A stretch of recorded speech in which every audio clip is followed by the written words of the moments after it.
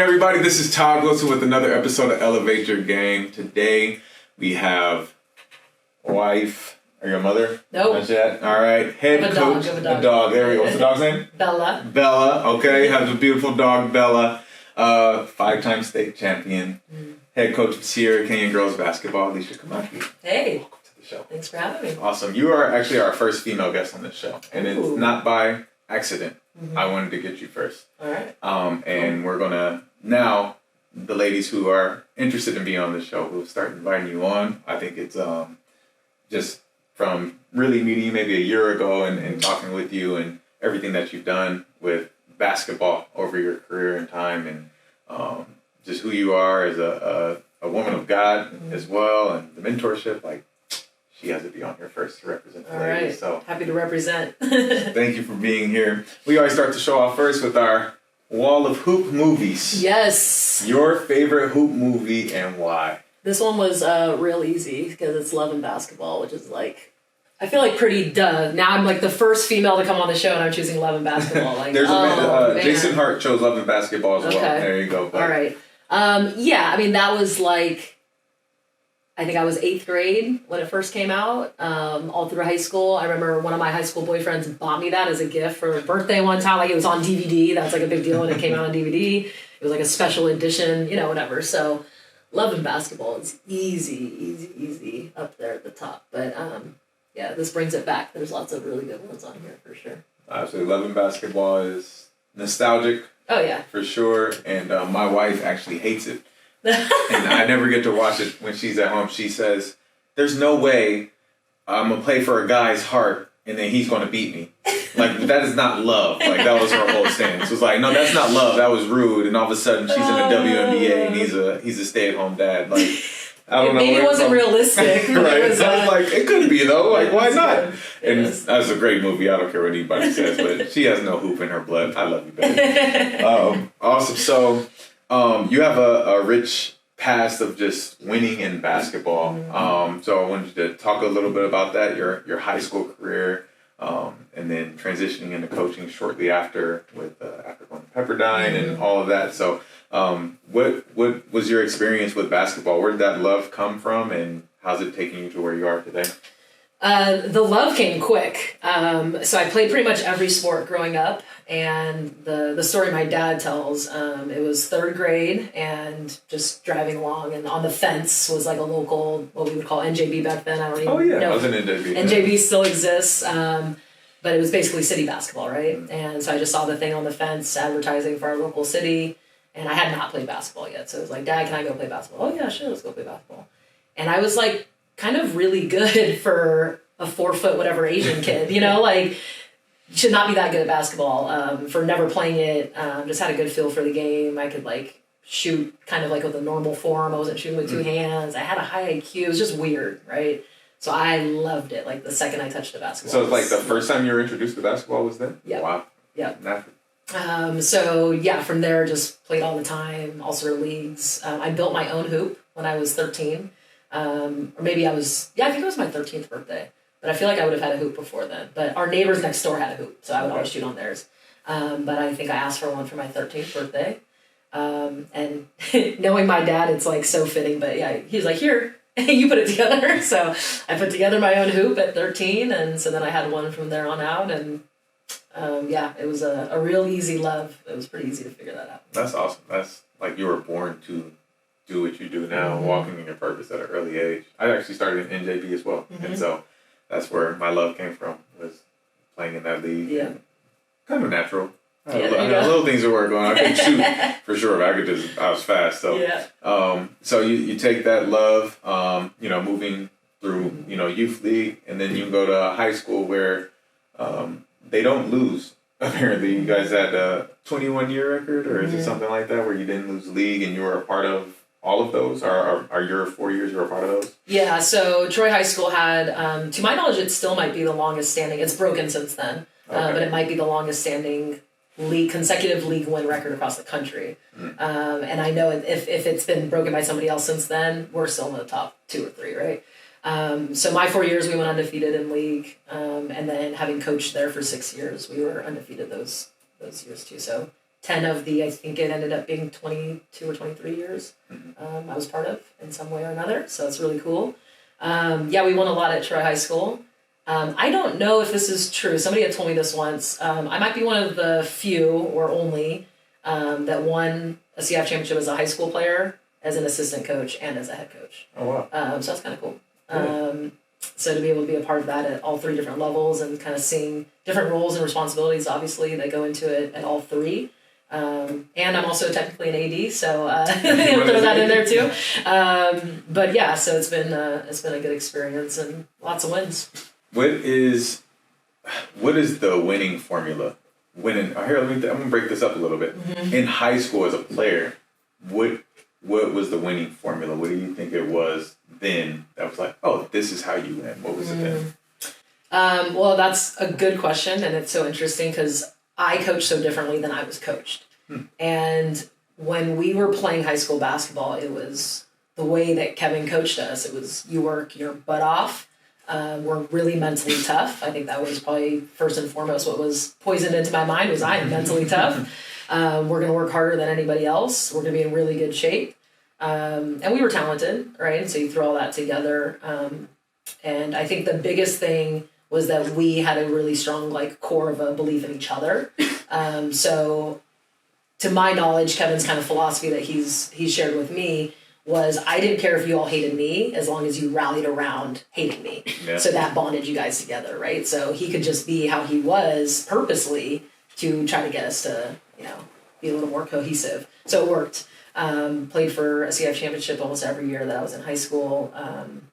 Never won a state championship as a high school player, but got to the regional finals a couple different occasions. So I think that was what it was for me in high school. But as a coach, my players wouldn't say that.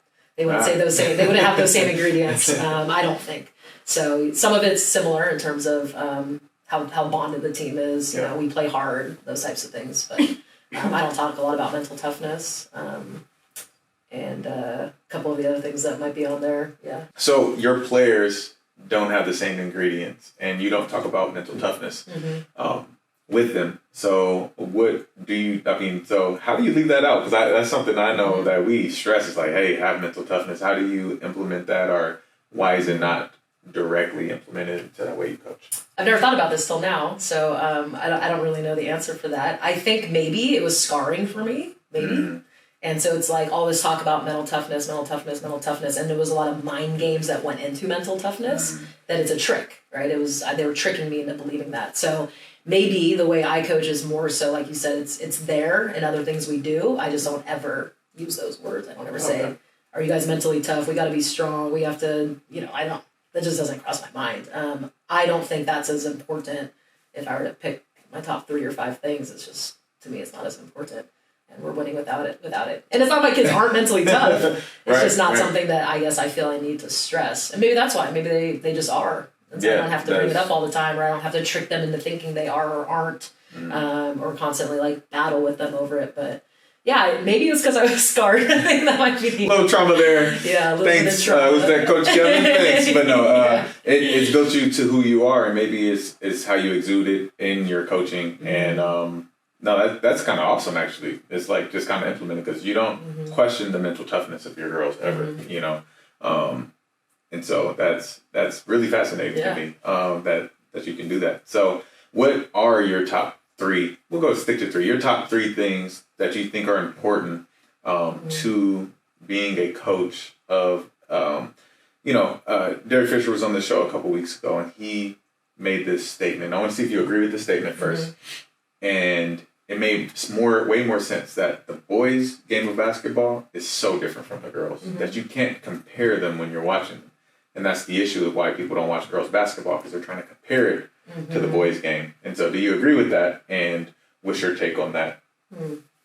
I don't agree that they are so different. I do agree that people think they are. So I would say more so somebody who doesn't watch a lot of basketball would say that.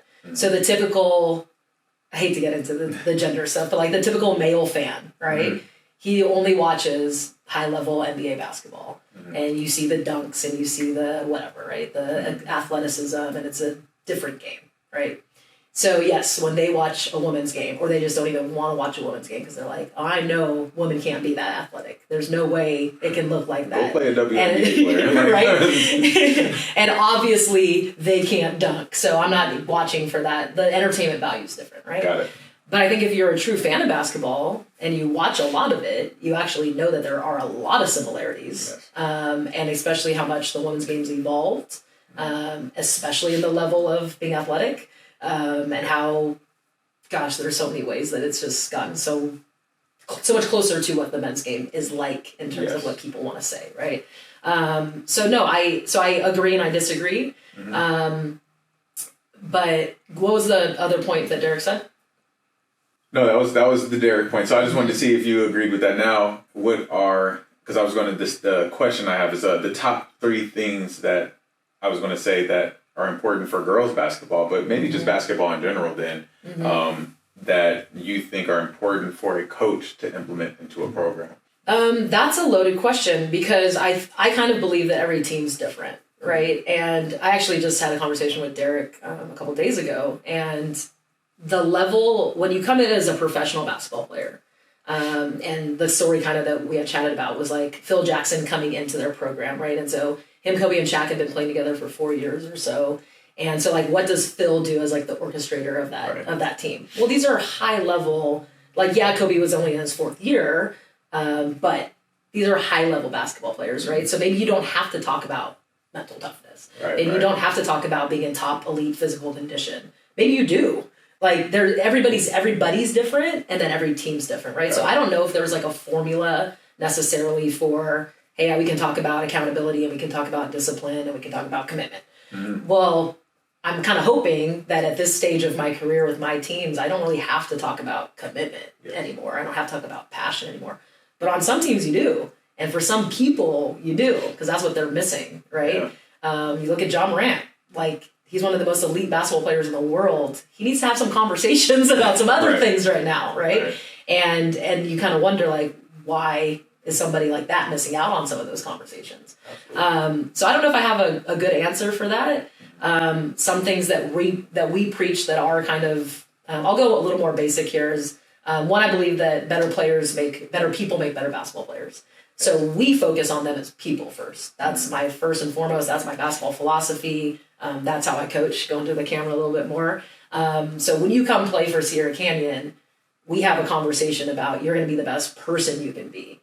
And I hope then when you start learning about what it takes to be a good person in my eyes, and we talk about what it takes in their eyes, because those are 2 different things, that those will then reflect on the basketball court because you've learned those lessons. And I think that's also what sports does for us, right? So we talk about what does basketball do for us currently. If I'm a player and I'm 10 years old, what does it look like when I'm 20 years old and playing college? What does it look like now when I'm 45 years old? And so there's a whole bunch of lessons there, and you figure them out at different stages, and you bring some with you, and you get some new ones, you learn some new ones, right? So I think that's a big part of it, is like being in tune to like the lessons it's giving you, and that's gonna make you a better basketball player too. So everybody's different, every team's different, but that's the number one thing we focus on. And then through that process, there's a lot I figure out about my team and my players. So would you think that's changed over the years then? It's like, hey, this year's team, these 3 things is what we're going to really have to focus on. And the focus, I think, for me, because it's part of my philosophy and like my vision, is usually always the same and very similar. The conversations around it might change. And then if we're talking specifically about basketball, that's always different. Because yes, now we're looking at the team ahead of me and like, hey, this team can shoot the 3. Well, let's implement that into our offense. Yes. Hey, this team cannot rebound. Ooh, like we better start rebounding. We focus on that. So in terms of like the basketball skill part and the X's and O's, that will change for sure depending on the personnel. Coaches, you can change your system. Yes, you don't have to be too traditional. Please change your system based on the players you have. Yes, and that's how you. That's a key to success. There you go. That's how you win state championships and get high rankings and develop college-ready players, right? Mm-hmm. And I think that's part of the growth development. I think so many kids' growth and development is hindered by coaches' philosophy on doing what is traditional and what they did when they were in college. And, the game has changed so much. It literally changes every year. We find that out with as far as the highest level of NBA, and whatever is happening in the NBA, it needs to trickle down to college and high school, so we can prepare the kids with that potential to be prepared when they get there. And I think so many coaches hold on to their tradition, and this is what we did, this is what works. There's some foundational things that always work in basketball. You always have to have a triple threat. You always have to know how to shoot. You know, have to know how to, free throws. Like, things don't change, but Make a layup. The strategies and the movement and the spacing and those things are always more relevant every year. And so, yeah, absolutely. Awesome. So now, what was your beliefs winning as an assistant coach? Did they change from a player to, where you were hard work, mental toughness, then as an assistant coach, playing for another, or not playing, coaching a national team? Yep. And what changed from? Ooh, that is another, these are good questions. These are things I've never thought of. I would say just off the top of my head, the first thing that came to me was my role as an assistant is obviously so much different than it is as a player, than it is as a coach. And so my number one role as an assistant was to be loyal to the head coach. And to specifically, I think one of the reasons I was part of that staff was I was a staff for my old high school coach, right? So older male versus younger female. And I was there to, beyond like what I could bring basketball wise, like I was there to help relate to the younger girls that we were coaching, right?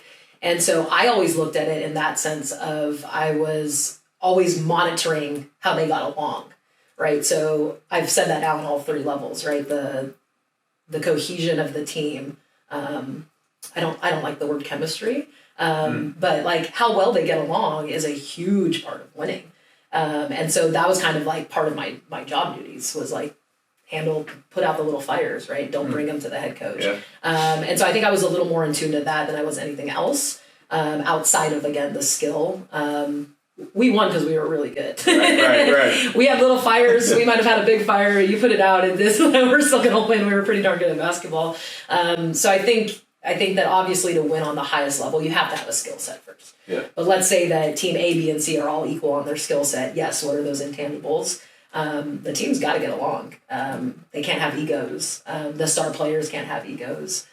For sure, unselfishness. There has to be a level of sacrifice, holding each other accountable in some regards, right? So there's a few things that line up for the little recipe. I think you said something very key that resonates, that as an assistant coach, your job is to be loyal to the head coach. And I think a lot of times, because the players confide in you so much as the assistant coach, you're always the cool guy because you're not the one bringing the hammer down and has the final say. So that loyalty, it gets tested because you want to be cool with the players, and you may not agree with some of the things that the coach is doing, but you definitely have to respect it, honor it, because you are under their leadership. Yep. And so to all the assistant coaches out there who are trying to be a head coach, keep that loyalty, because you're going to want the same thing. Trying to go be a head coach and not being loyal to the head coach is going to, you reap what you sow. Yeah, and so for sure. I think that's super important. I understood that when it got to a point when I was coaching, and Paul knows this, is like, hey, I'm not necessarily agreeing with some of your philosophies and the things you're doing. I can't coach for you anymore. And it's cool. We're still best buddies, like best man at his wedding. Like we're still great friends. And just with basketball, it came to a point where it's like, hey, my philosophy has changed or has developed or whatever it is. And I still honor you as a coach, and I still think people should play for you. But if those aren't in line, I can't assistant coach for you anymore because it's going against who I am. And I had to be mature enough to recognize that and not coach anymore, which, it's good. And, I still want to coach a little bit. So that's the way to do it, though, especially as an assistant coach who's trying to grow in the game. What have you, let's stay in the line of questioning here. So now as a head coach, what has changed over time in winning, and has it changed from winning earlier in your career into now, going into your 12th season?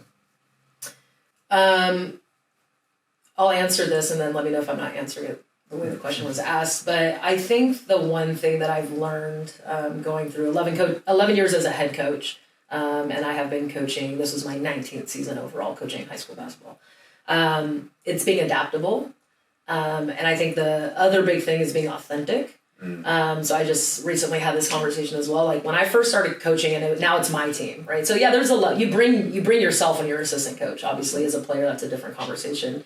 But you bring yourself to the table as an assistant, but you're not making the decisions. Like you're not dealing with the parents. You're not necessarily obviously making the big time calls down. You know, all that stuff. Like you're not, depending on where you are. You know, I didn't have to go to the practice plan. Yeah. I might have contributed a drill in it or did something, right? But I'm not in charge. Now I'm in charge, and my first year coaching as being a head coach, I coached a lot of how I was coached. I brought to the table a lot of what I had been shown in my years past, right? Whether that was playing or as a coach. So I think a lot of times you just go with what you know, and then obviously through experience, through maturity, through growth, like you figure out who you are. And that's been very different. I can't say the winnings changed as a result of it because we won in year one and we just won in our last year. So, but I think that's part of the recipe of sustainability is like, you can't always do things the same way, especially with the types of kids we have coming through. And in 10 years, like, is it going to be the same? Is it going to be how much different? All that kind of stuff. Right. So I think authenticity is huge. And I was being authentic then. That's all I knew. Right. It wasn't like I was just like putting on a show that I was going to run a press because I pressed in high school. You know what I mean? It was like, that's what I knew. I knew how to do it. Let's do it. Certain philosophies of, you know, we're running for every mistake. Well, that's all I knew. Right. And now I don't do that the same. Some of my players might disagree, but I don't do that anymore. And it's different. So it's just learning. It's figuring out like really who you want to be. It's figuring out your kids. I think that's the most important part. You have to adapt to who they are because they can't be coached like my group 11 years ago was coached. It wouldn't have worked out this year. Yeah, no, we would have lost a lot more games. It just wouldn't have worked out. So I think that's probably the two biggest things. Absolutely. The what tools did you use to like have that growth? Because I think a lot of coaches, like you said, they teach what they know. When I started as a trainer, I did what I learned in college. Like, this is how you develop. And it worked. And definitely has changed over the years. And so, you know, I've used mentors and, you know, online workout videos to figure that out. As a coach who won as a head coach in our first year, what tools did you use to continue to develop your philosophy over years? Well, tools to continue to develop versus like figuring things out, I think are two different things, right? So, I guess I just kind of figured out more so who I was by, I guess, constant self-reflection. Okay. I think one of my biggest strengths as a coach is that I know my players really well. And that's always been my strength, whether I was as a player, I knew my teammates really well. When I was an assistant coach, I knew the kids well. And as a head coach, that's my bread and butter. I know my kids really, really well. As a basketball player or as a person? As a person. And just straight as a person? Okay. Yes. And as a basketball player. And how does that help you? It's everything. Okay. It's everything. You know, there's the whole, like, there's a lot of cliches, right? We talk about, there's buzzwords, there's cliches. And one of the biggest ones is that they don't care about you until they know how much you care about them or whatever, right? And so you have to show them you care. You have to show them you care. And everybody knows that, but some people can't authentically do that. Right. And I've never had to think about that because that's how I coach. Exactly. I care about my kids. And so I've always known that. So until I read it in a quote somewhere, it's like, oh, that is my philosophy. That is what I do. But I didn't realize, I realize now, but however many years ago, I didn't realize that's like a philosophy or that's a thing. Like, we shouldn't have to tell people that. People should just know. Like, that's like coaching 101. Like, check that box that you care for the people you're coaching, right? So I think that's a big part of it. What was the question going back to?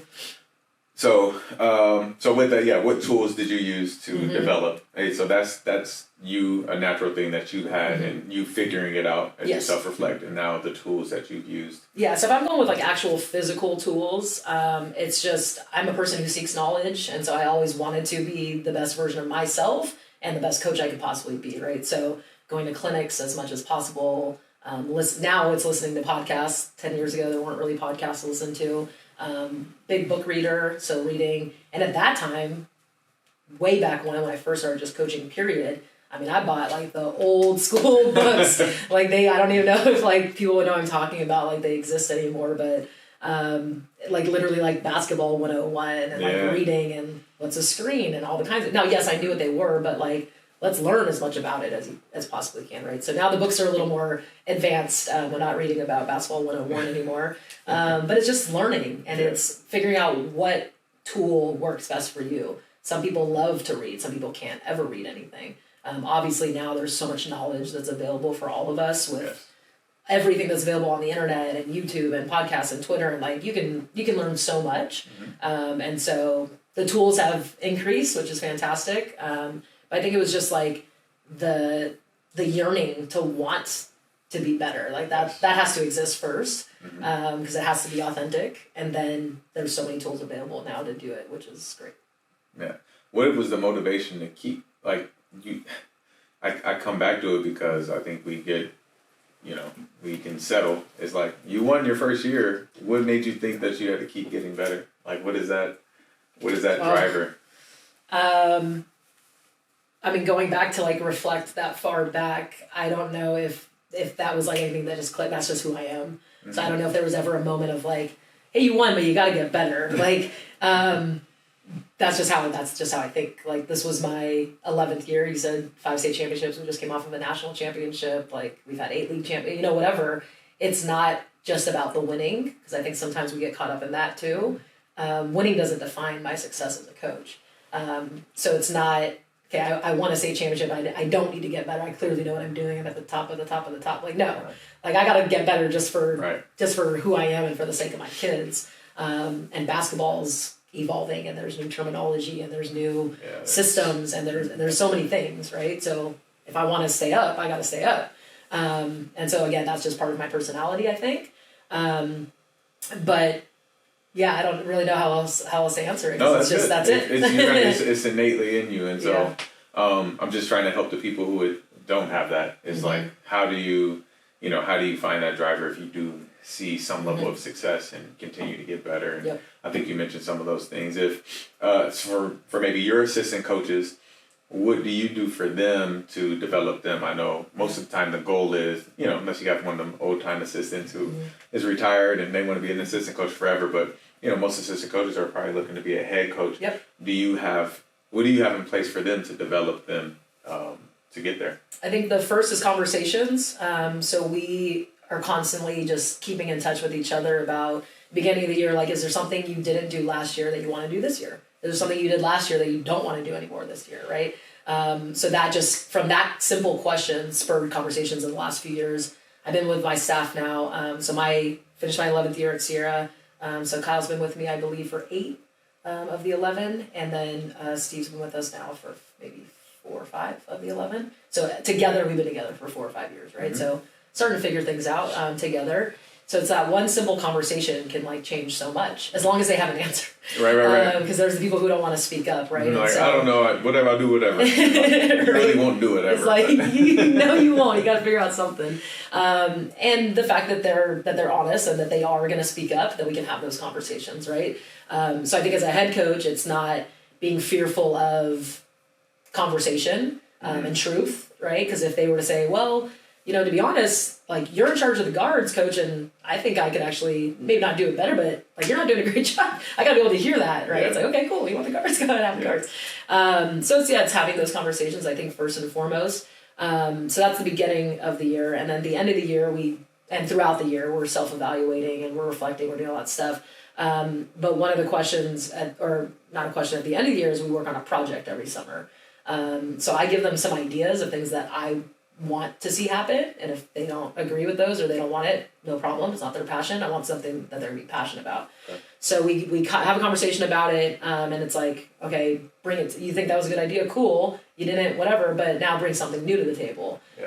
So by the end of summer, they have to have concluded whatever their project was. So it allows them to grow. It allows us as a program to grow and as a team to grow. And it just helps us kind of figure out maybe something that was missing or something we want to improve on for the next year. Perfect. And with that, how do they get into, or what opportunities do they have to actually coach, right? And be in that lead seat to, have their voice heard and see what kind of leader they are. What kind of opportunities do you give them for that? that goes through a lot of different things, but I would say specifically, I'm a big believer in the amount of time we spend practicing compared to how much we play games, right? So I think a lot of stuff has to happen in practice.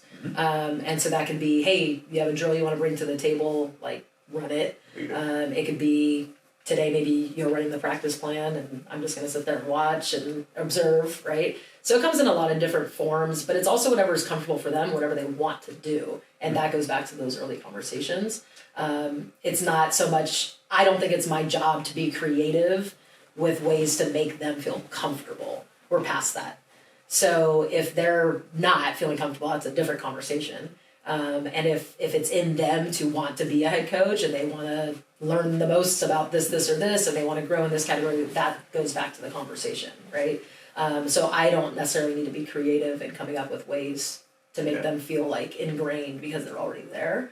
And it would be kind of reflective on whatever their answer was. Perfect. Is there a way that if someone wants to learn from you and, we take books and audiobooks and podcasts and that they kind of become our digital mentors. Is there a way people can learn from you? I know you do some type of stuff, you do Nike camps and all those kinds of things. Is there any other way that people can learn from you? Yeah, I mean, the biggest thing I think is assuming that you're local, we usually have somebody who volunteers every year, and you're in it. You're coming on trips with us. You're part of every single part of coaching, as much as you want to be. So that would just be a simple reach out, like, hey, I'm looking to volunteer this year. We don't just take anybody. You can't mess things up. So I think the biggest thing there is, as long as you're hungry and you want to learn and you want to help, then you're gonna get it. So we do have that opportunity. Coming to practice and just watching and asking questions and all that stuff is all obviously possible. And then I have a couple of free resources online that are simple, just presentations and stuff that I've given before, so they could always get those as well. Cool. Where can people find those? We'll put it in the description so people got it. Probably the best way is my school email. So that's akomaki@sierracanyonschool.org. And then the website is sportsdrillbank.com. So let's just talk about this past year. Awesome year, national champions. What was that like? This is the first team you were the head coach and you were the national champions, correct? Oh, yes. Oh, yes. You've had a lot of good years. So national champions this year, traveled all over the country. What was that experience like, or maybe different from previous years? Incredible is kind of the first simple word that comes to mind. And the second word is probably exhausting. But in a really good way. You can be exhausted and not be miserable and not be negative, right? It was purposeful. So we intentionally went across the country to take on everybody's best and kind of prove that we were national champions, that we could be capable of being national champions. We didn't know what anything would look like. We didn't know we would go undefeated, throughout the majority of the year. So it was definitely intentional. It was fun. It was really fun. And I think that at our level, being in high school, you have to have the right group of kids to do that. One, a lot of schools just can't do that, period. There's costs, there's missing school, there's being caught up with your homework and having teachers that are there's all that stuff, right? So we have such a supportive school environment that allows us to do that. And then you have to have the kids who are on top of it and they can handle it. And it wasn't like we missed a ton of school. A lot of it was over breaks and doing different stuff, but they have to be able to handle the academic side of it and communication with teachers and the accountability that goes with all of that. And then you have to play at a very, very high level. And then you have to be a little bit smart with the scheduling. One of the things, we took a red eye and we landed and we had to have practice and we played the next day it was East Coast time. So it was 11 a.m. East Coast time. So take a red eye, you don't get sleep. The next day you land, go to the gym, you got to practice and get prepped for the game. You got to watch film, you got to do all this stuff you got to do. And then hope you go to sleep on a different time zone and wake up and play, which would be 8 a.m. our time, against the number 2 team in the country. So thank God you won, right? Some of it isn't in your hands, right. Some of it is as much in your hands as possible, and then some of it's not. So it was really, really fun. Just such a special group, such a special year, and so just really memorable. Don't take it for granted at all. Just you never know if it'll ever happen again. And I think what a lot of people don't realize, and a lot of people are really salty because we lost our last game of the year and we won a national championship.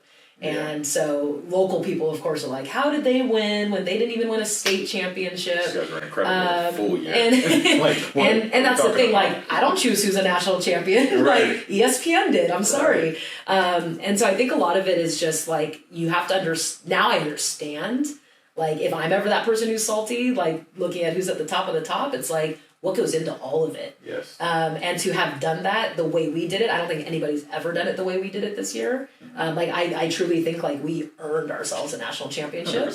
100%. Whereas sometimes you go throughout the year and you play, and, like, yeah, you beat 2 or 3 top ranked teams and you just never lost again. And then they had to choose you because you're undefeated. Like, we won and we lost our last game. Like, I think that actually, like, really tells a lot about the team that we had. Yes. So it's just like, you don't take it for granted. You understand that there's a lot of work that goes into it. And it's not just having the most talented team. There's a lot of talented teams. And we might not be the most talented team. We played a lot of teams that I actually feel might have been more talented across the board than we were. If you look at our team and you just look at the makeup of the kids, it's like, how did that group win a national championship? Just like looking at us, right?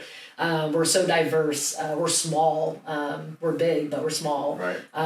We got a small roster. We traveled with 12 kids. You know, it's just, oh wow, it's unique. Right. Had 12 kids, so yeah, it's endurance. It's that's what that sounds like. Endurance and perseverance through it all. I think the biggest. Here, let me ask you this. What do you think the biggest takeaway was for the players, for the girls, from that experience of just traveling the country and being a national champion? Oh, that's tough. Some of them have ultimately answered it in one way or another. And it's funny, and this is why I think we are who we are and that we are so good, is that they didn't take away the national championship. Like, they took away the time together and the memories together. And that's, like, all they talk about. And that's what they should be talking about, right? That's why I say, like, our success isn't defined on our wins. They will all remember the national championship. Right. They're going to get a ring to signify it, right? They're going to get a banner in the gym to signify it. Right. But it's that we had so much fun, like, when we were on those trips, playing in front of the arenas that we played in front of and the crowds and the competition and being on TV. Like, those aren't things that are common, sadly, for female basketball players, right? And so the fact that they got to have all those great experiences, and yeah, they won doing it, but it was more so just like, they're going to look back in 10 years and they're not going to remember the score when we played Sidwell. Right. They're going to remember, like, what we did on the trip together, right, and how much fun they had. So that's important. No, I think that's great. You guys are breaking down barriers to be a high school team, to travel and, to, like you said, be on TV. And, you know, it has to do with the players on the team, but like you said, a lot of teams around the country have players. It's about the bond that they created, and what's the word you use? You don't use chemistry. Connections that they have with one another, and you can see it. You can see the growth over the year, for sure. You know, having a player as dynamic as Juju, I'm sure, is tough in itself to manage that and to know, hey, know when to let her go, knowing that, hey, let's use the team, and for sure, it's the masterpiece of that and her growth over the year was, I'm sure, important as it was for all the girls. And having a lot of them back next year, they have that experience and to, you know, come into their own and continue to develop. And so to try to go do it again, right? I mean, that's the goal, is try to go do it again. Try to go do it again. Yes. So you're traveling a lot next year as well? Next year might be crazier than this last year, which is, I didn't think it was possible. So, and the fun so thing... you want to volunteer, coach? Yeah. Let's go. You're ready. You're the volunteer for this year. You know, the fun thing was, like, again, I said it was exhausting, and it was in, like, all the right ways. But, like, our boys program does this a lot. Right. And Andre and I talk, and it's kind of like, and you can even just see it, like, how tiring it is, like, on them, right? And that you could lose games just because you took the risk to go across the country to play a team, right? So there's a lot more risk to it, I think, than the ultimate reward is great. And so I was pretty careful about how I tried to arrange a lot of the travel, and we weren't going East Coast to West Coast all the time. It was like, that was one big trip. We kind of went, you know, whatever. There's a lot of details to it. And then now, having had experienced it, like, I learned just a little bit. Like, I think we did it right. And so we learned a little bit. And so taking that into next year and trying to be aware of that, you know, there's some things I've had to turn down because it's just like, it's not going to make sense for us. Right. It won't it won't be fun if we're doing that and then that and then that and then that. It's just not going to work. So as badly as we want to take that game, sometimes you have to say no. And I think that's also kind of a lesson learned is you want the most for your kids. You want to put them on that high level. You want to be on ESPN. You want to go put them in front of 5,000 fans because that doesn't ever happen for girls basketball. But at what cost, right? And so figuring out kind of what that balance is. So when you go on that national stage, it brings the attention. The girls get highlighted, and opportunity for them to get recruited better. Mm-hmm. What is the balance of playing on a national level team like that, being able to be seen, and then like AAU ball? Is there a balance to that, like to being on the national championship team? Do the girls receive attention and get recruited just because they're in the national championship high school team?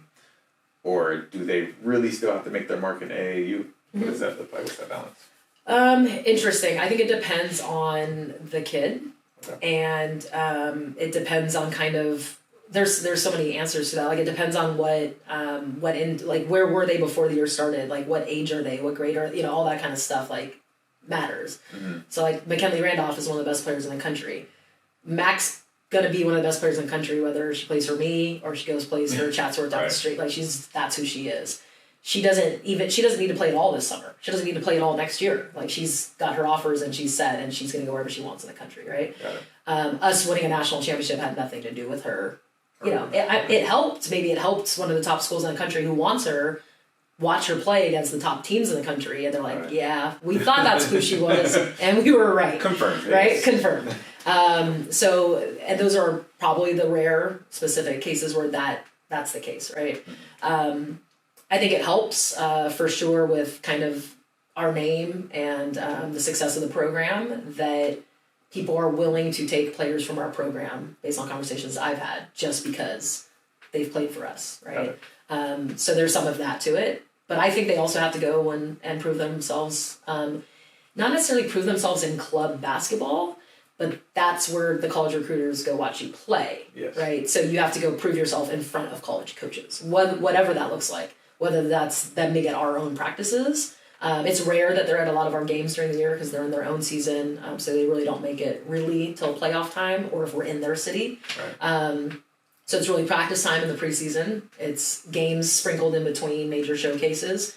So it's just whenever you're in front of them, you gotta prove who you are. Yeah. And then that's my job too. Like I gotta form the relationships with the college coaches where I can have a conversation with them and they're gonna trust and believe what I say that somebody's good enough, right? Awesome. Okay. No, it's always good to know. In boys basketball, some people just have this. I'm only going to play high school. I'm only going to play AAU. Or AAU is really matters. It doesn't matter what high school you go to, and just want to see the difference in maybe girls basketball or just in basketball in general, playing on that national level, what the impact is, versus being in a saturated AAU place. Yes. It's super saturated. Yes. Interesting. It's its own beast. It's its own beast. That's good information for me to know. Just when to give the information to the kids. Now you've been coaching high level players for a long time even before Sierra Canyon at Mater Dei, and probably at Troy as well. What's the biggest separator from the ones who just are, I want to call them elite, as far as just all around? What is the biggest separators that you've seen? I would say probably top of my head, the biggest thing they have in common is their competitive spirit. A lot of times, like as coaches, we say we shouldn't ever have to coach passion and effort and all that stuff, right? And so we really don't. But there's like a level above coaching competition, right? And getting kids to compete and like what that actually means and looks like. You can think you're competitive, but like knowing what it means to be a competitive basketball player, right? And that makes everybody around you better. Yes. And that you're constantly competing against yourself. So like you want to be the best. And so you're working outside of the gym, outside of practice, like on your own time, that you bring teammates with you to do that you're just like, you're raising the level for everybody else. And I think that's like the absolute separator is that it doesn't like, yeah, it's great if you're a leader. It's great if you talk more than somebody else talks, like all these little intangibles coaches talk about, but they don't have that in common, the ones that I've seen. The thing they have in common is for sure their competitive spirit. I've never had a top player not be competitive. Right. Like, not even close. And it's not even like, okay, yeah, you can be competitive. No, they are competitive. At everything. At everything. Yeah. Yeah. No, that makes a lot of sense. From ping pong to whatever. Scavenger hunts to tic-tac-toe. I've seen it because I put them in those situations. Yes. And you're like, whoa, why are you competitive doing that? Well, that's why you're the best. Yeah. That makes sense. And how do you manage having, 5-star, 4-star, 2-star, all the way down, right? How do you manage that? What is the best advice you give somebody who's maybe dealing with that or wants to deal with that? How do you manage it? I would say this is something that I never really knew I did. I guess I knew I did it. Again, it's natural for me, so I never thought about it. So Juju actually brought it to my attention this year. She said, one of the reasons you're so good is that you treat me the same way you treat the kid who never plays. And so she sees that as like the superstar, right? And it's like, you require just as much of that kid as you do of me, which is why she gives everything she can, which is why our practices are better, which is why I'm better, right? You hold her and you hold me to the same level of accountability. And that everybody's just treated the same in terms of like the levels of expectations. Like I believe that I don't treat everybody the same because we're not all the same, right? So, whatever, having different conversations with different things about different whatever. So I never really thought about that. And I was like, oh, that's pretty cool. Right. And it's pretty cool that one of the best players to ever play the game was the one who brought that to my attention, and felt that it was like an important part of why we're so good. Because everybody feels important, I think is the bottom line of it. It's that I could easily ignore the kid who's never ever going to get on the court and play for us, right? Just, okay, you're at practice, high five or whatever, but who cares? Like, you don't contribute at all. Well, yeah, they do contribute. And so you have to believe that as a coach, that they're bringing just as much to the table as the kid who's scoring 30 points a game. Yes. Have you read the book, What Drives Winning? No. Brett Ledbetter? It is so crazy. So do you know Brett Ledbetter? Mm-mm. So he's a former coach, and now he goes around doing these workshops or programs for like Gonzaga, some of the top other sports programs in the country. And the whole basis of the book is, the person is more important than what they do in their sport. And you are like, you're going to read that book, and it probably is like how you do things. And so I just wonder if you read it, because it's I'm going to read it now. So on par. Yeah, it's awesome. I have an extra copy. I'll give it to you. All right. It's one of my favorite books, but it is literally, you're just confirming and approving his point of, hey, when you are more focused on who the player is and who they are, and you treat them with, I want to call it justice. You treat them with justice, that's how you get the best out of them. And that's how you get the respect. And that's how they become their best version of themselves, because of the example that you're showing with it. So that's incredible. It's just proving that more and more. It's like, man, I got to keep being a better person. All the basketball stuff, right? Yep. It's kind of easy once you know what you're doing with it, and the investment that you're making into the girls is way more powerful, and it's going to last past when they're done with basketball, I'm sure. So that's very awesome. All right, we're going to hop into our next segment, which is My Rushmore. All right. Your top 4. I'm not ready. Yes, this is one of my favorite segments. So it's going to be your top 4. We're going to do top 4 coaches, girls high school basketball in Southern California. Current. Okay. Current or not current? We're gonna go current. Have to be coaching currently. Have to be currently coaching a high school team. All right. I'm gonna go with the most easy, obvious answer is Kevin Kiernan, who's at Modern Day High School, my former high school coach, the all-time winningest coach in California history. He's at 800 and something wins. That's it? Yeah, so maybe it's probably more than that. Because I don't keep track. And just, I think a big way you measure success is like how long you've been able to sustain it. Yeah. And he's been coaching for 35 years, and he's been at the top everywhere he's gone. He's coached at different schools. So he's up there for sure. He gets his first face on the Mount Rushmore list. Hate to follow that with like the cliche who's behind you in the wins column, but that would be Melissa Herlihy at Harvard Westlake, who spent a lot of time at Alamany High School before then. Just like a legend in the game, and a good person, gives back, mentors, has great conversations. So I've always just like respected her, and is still doing it at a high level. And I think the fun part too, for somebody like Melissa, is when you win, maybe, gosh, she would like kill me if she saw this. I like age her out there, but like whatever, you win in like 1990, and then you win again in like 1999, and then you win again in 2020. Like that, it's been like a journey, and it's been like a process, and to again sustain over years is pretty impressive. And I've coached against both of them this year, so let's keep going with people I've coached against for a long time and this year. We're gonna go with Terry Bamford from La Jolla Country Day, who is an absolute legend across the country, but for sure in the county of San Diego. I don't know Terry's full history, so I don't know if she's been at another school, but she's been coaching there since I was in high school. So it's been a while. And has coached some of the best players to ever play women's basketball, Kelsey Plum being one of them, Candace Wiggins, who is one of my favorite teammates of all time, played club basketball with her for a very short time. So she's up there for coaching legendary basketball players.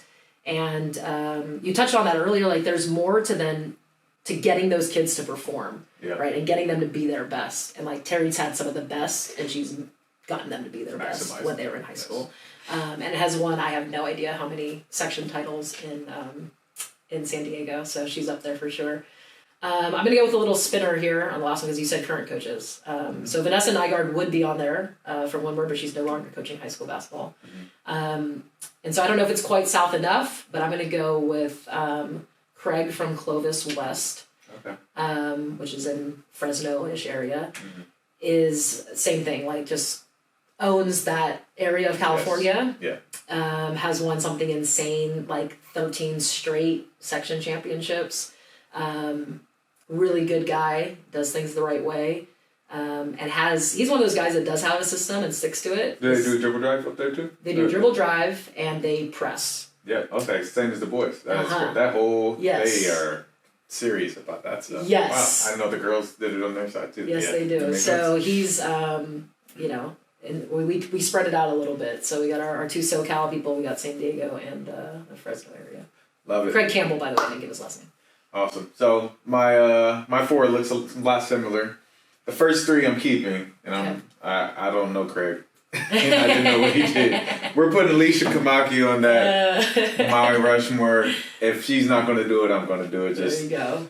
Over the years, the level of girls that you've coached and brought the best out of them, and being able to do it at such a high level through your whole career as a player, as a coach, and you're like, this still feels like the beginning. I'm sure for you, every year is like, oh, I'm doing this again for 10 more years, right? And so you're just continuing to do it. And we've talked about this, is that somebody, who is that? I believe it was Chris Johnson was on the show, and he just talked about how when you're ready, it's kind of like when the student is ready, the teacher appears type thing. And just even on that level is like when these players are ready to be good, they come to Sierra Canyon. And it's a testament to who you are and what you've created. And I think that is the biggest thing. It's like you have a draw to elite and high level players to come to you. And it's just a natural fit. And all you do is just do the same thing. Hey, who are you? Let me get to know who you are. And hey, I'm going to show you basketball while we're at it. And so you belong up on there for Southern California. You guys can argue with me if you want to, but there you go. That's what I believe. It's a good list. It's a tough list. Yeah. There are some incredible coaches throughout our whole state. I truly think we have the best. We have a big state, but we got the best. It makes it tough. That's why I love doing that. It's because you got to really think about it and see who's made an impact. And like you said, to you, coaching is just like who can actually coach. It's not just winning games is one thing, but who can actually coach. And so I think that closes up the mountain. And it closes up the mountain. Awesome. So our next segment is where were you when? So we're gonna go to two. I think one of them was just impactful because of you being a coach where at Sierra Canyon, where people had relationships with that sounds weird, sense relationships with Kobe, right? they connections. They had connections. Yeah, we're gonna start using the word connections. We're gonna go back to Kobe passing away and that whole thing, and I'm sure it impacted you personally, but also your community because of how closely some of your players or people in your community were to him. And what was that like for you, and the moment that it happened for you? Yeah, it's weird because it's kind of one of those few moments in life where somebody says, "Where were you when?" and you actually remember like in vivid detail. And yes, it wasn't that long ago, but I know when I'm 80 years old and somebody says, "I'm going to remember in vivid detail." Sadly, it's like that and like 9/11. Yes, like the two moments I remember, like where were you when? So we happened to be running actually a tournament that weekend, and I had two of my players that were working the door. So I was sitting in my office, and like the door was not too far away, and I just hear like, "Coach," and I was like, "Yeah," and it was like, "Kobe Bryant," like just kind of like because they got an alert or something, right? It's like I think TMZ was actually, so then you're kind of like, TMZ broke it, exactly. Yes. And I was just like, huh? And I go out there and they show me an alert, and I was just like, there's no way that's real. Like, there's just no way, guys. So we go on, we turn on the TV in the office, and it's everywhere. And it was just like a really weird feeling, and this really weird, like, quiet inside. And then to kind of like start figuring out the details, and it's like they were on their way to a tournament. I know a lot of people who were at that tournament at the time, or so then you kind of just try to start figuring out like, is this true? Even if it's on TV, like, is it true? So that was like the moment of figuring it out. And then just like the whole year, the whole last few years of remembering, and dealing, right? And that there have been people close to our community, some people that were very close to our community, that are still dealing with it. And, like with any tragedy in the world, but like this is one that you're going to assume, you were on the team, right? And so you are going to relive this every year because it's going to be memorialized forever. And that you have to keep dealing with that tragedy for yourself is like a lot as at the time, 14-year-old girl. Right. And now I'm going to get that with her when she's 15, when she's 16, when she's 17, and like forever for the rest of her life. And so that's been a big lesson for me, just on like compassion and like empathy and like dealing with people who have gone through, like I've had tragedy myself, but nothing that will be forever memorialized and brought up in the public eye like that would be. Right. And so, it's been, tough, but it's been really good to just learn and grow in that kind of a respect, and continue to go through that. So it's something we never wish happened, obviously, but I also love one of my parts about it that I think has been so important is that Kobe I've always been a big Kobe fan, and Kobe always had, shouldn't say always had, he had a not great reputation of the person he was because of the teammate he was sought to be. And so when this happened and all the amazing stories came out there, that was the part that I just loved. Like it changed, it showed who he really was, which is, we've had this conversation a little bit in a different respect of like how you judge people, right? And like who I am as a basketball coach, people perceive me as a person because of maybe how passionate I coach basketball. It's like you would never have any idea my actual true personality, right? Or things like that, right? And so I think it's been great that like who he really was as a person got brought to light, because a lot of people had a negative impression, maybe not of him as a basketball player, but of who he was as a person, for some of those things. So I think that's been enjoyable. Learning more about who he actually was and all the great things he brought to the world, but specifically to women's basketball. And like what he was doing for the sport was incredible, and that some people that were on his similar platform have kept that, stepped up for sure, because they saw what he was doing, and it's important. So it's been good. And I'll make sure I say this the right way. That I think what you said, like what he did for women's basketball. I never wanted my daughter to play basketball just because I'm a crazy coach, and so I never wanted to do the daddy ball thing and just be that, tough on her. And so, but with him and what he was doing, it made me like, oh man, like he's giving his daughter and all these girls the best gift in the world, the best gift in the world. And then I'm good friends with Rashad Phillips, who same thing. He has a daughter, and I told him that one time. He's like, "You're crazy if you don't give the one thing that you know the best to your kid. I don't care, boy, girl, whatever it is." And so I'm always battling that. I really, really am. Hopefully my daughter doesn't like basketball, but if she does, if she asks me, it's like, man, I want to be like Kobe was. Like he was literally in the thick of it and doing it at a very high level. And I'm like, okay, I would have to consider this if my daughter one day tells me she likes it. Right now she doesn't. We did a training session. And I was like, did you have fun? She said, yes. Do you want to do it? She said, no, it's only for one time, Daddy. I'm like, yes. Stay away. You got a lot of time, my friend. I know. She's around it all day, so I'm sure it's not going to, we'll see how long that lasts. But thank you for sharing that.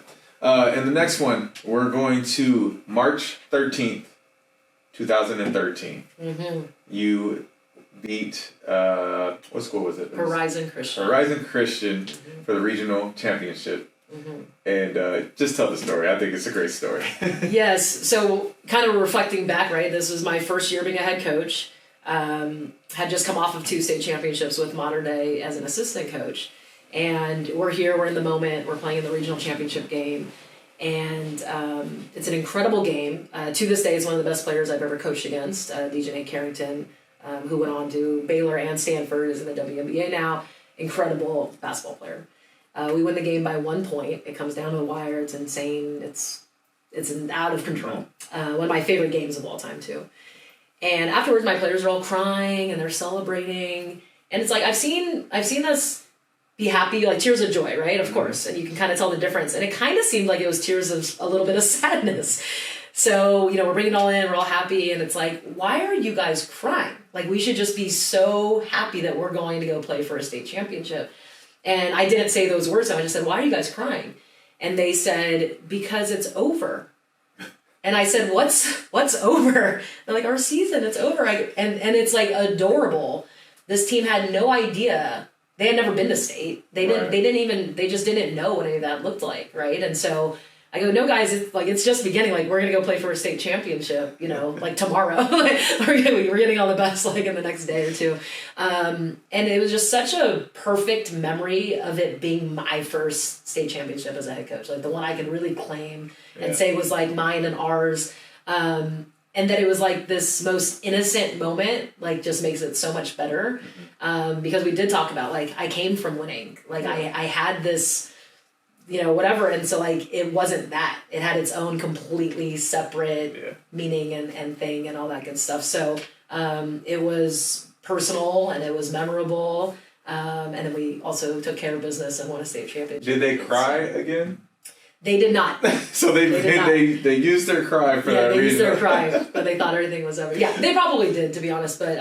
more, it was it wasn't like that, though. It wasn't more of a celebratory cry, we did it. Like that. That's hilarious. Yes. Hey, they moved in faith. Let's say that. Yeah. They celebrated it and they were sad in faith that they were going to win the state championship was actually over. Yeah. All right, so this is a part of the show. We flipped the script. You have no idea about this part of the show.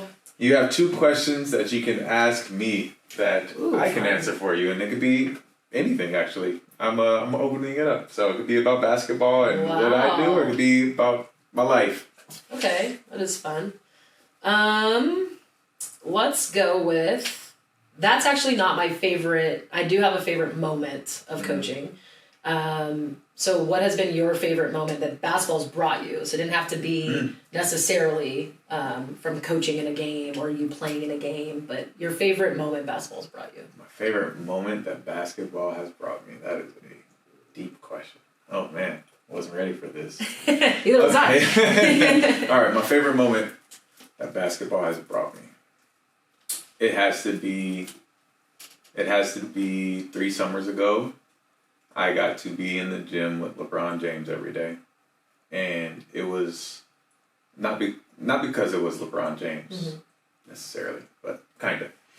It was that I stopped playing junior college ball was the last ball I played. I didn't get to go to university. I didn't get to play pro, but I loved the game, stayed around it in training. And twofold. One, I had a dream that God told me, he showed me that lion that he uses, and it says, strive for greatness. And at the time, I was trying to be an agent. Or I just got my agent license, and I was asking God, it was a prayer, I was like asking God, hey, where do I go from here? Like, I just became an agent. I had no connections, didn't understand how the agent game worked. And it said, strive for greatness. I was like, all right, that's LeBron. That means, maybe I should go with clutch. Yeah. I should go get LeBron on my... And at the time, I knew Chris Johnson. I wasn't working with him at the time. So I just hit Chris Johnson. It was spring break. I still had core. I still had responsibilities. My daughter was just born. And I hit Chris. I said, hey, Chris, we connected. Would love to come just rebound and be in the gym with you. And he's like, cool, come through. That day happened to be the first day of pre-draft for Clutch. And I'm like, oh, this is strange. Yeah. Met Rich Paul that day. Stayed with Clutch. That was the year that LeBron was coming back from his injury. Yeah, injured his first year with the Lakers. And LeBron started showing up to the gym. That's so crazy. So crazy. And then fast forward to the next year, he's filming Space Jam 2. Oh, that's the poster I don't have. I know. I noticed earlier. Space Jam 2. Okay, we gotta get Space Jam 2. But Space Jam 2, and with Chris, we worked out. That's what that picture's from up there with the Banana Boat crew. Nice. We trained him every day at like 5 a.m. And it was just like, it was kind of surreal, like, why? I'm waking up at 4 o'clock in the morning to train with LeBron. Not just LeBron, by the way. No. So we'll zoom into that picture in the edit. But yeah, Chris Paul and Carmelo were there, and it was crazy. So like LeBron calls me the light skinned Pat Bev, and because I played some good defense, and it was just it was just crazy to see that. I always let kids know, like, you don't have to be in the NBA to be in the NBA and to be around this game. And so it was just like a full circle moment of, man, I went from like literally I was like playing 2 minutes a game on my junior college team to the coach not thinking I was good enough to not being able to play in college to all this. But hey, out of all my friends, all my people I went to college with, like, I'm the only one that's still with basketball and this deep into basketball. And so that moment, it was like, hey, like, I'm in the NBA. Yeah, I made it. I did it. I did it. So, that moment. Love it. Good answer. The next one might be easier for you.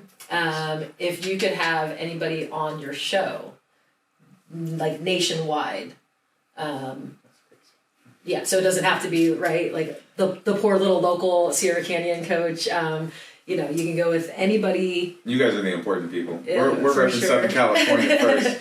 So anybody involved in the sport of basketball. Let's see. If I got anybody on the show, Vince Carter.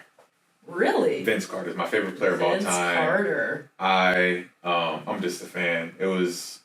I watched him all his North Carolina days till he went to the NBA, until he retired when he was 74 years old or however old he was in the NBA. I'm just a fan of how he carried himself, his competitiveness and his bounce. Like, I wanted to be Vince Carter, even though I'm only like 6'2".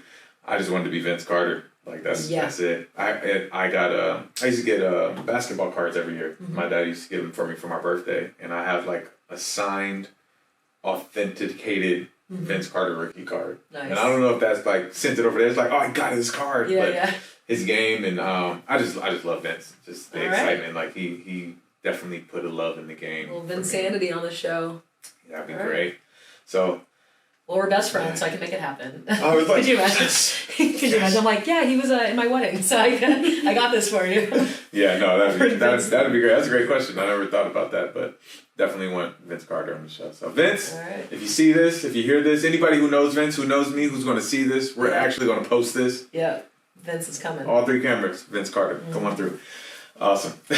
Awesome. So that's it for today. Thank you for coming on the show. You can come back after you win a national championship again next year, for sure. Yeah. I'm retiring if that happens. I'm out.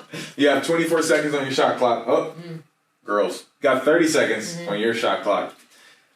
What would you like to say to the people? Oh my gosh.